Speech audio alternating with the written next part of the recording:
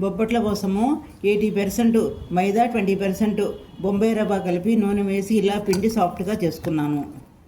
బొబ్బట్లకండి, బొబ్బట్లతో 1 cup బెల్లము, 1 cup శనగపప్పు, ఉడికిన శనగపప్పు వేసి గ్రైండ్ చేసి పెట్టుకుని ఇలా ఉండలు చేసి పెట్టుకున్నాను. తోపులో కారం కలుపుకుని వెరైటీగా చేసుకుందాము. ఇదిగోనండి, ఇలా నింపి పెట్టుకుందాము.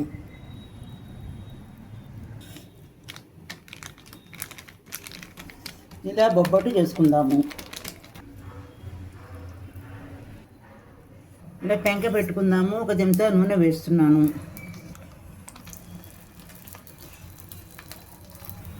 కొంచెం నూనె వేసుకుని తిప్పుకుందాము.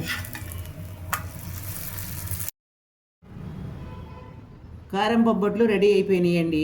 మీరు కూడా చేసుకుని రుచి చూసి నాకు కామెంట్ల రూపంలో తెలియజేయండి. బొబ్బట్లు కూడా చేశానండి. ఇది ఒకటి అది ఒకటి తిన్నామనుకోండి, తీపి తినాక కారంగా బాగుంటుంది కదండి.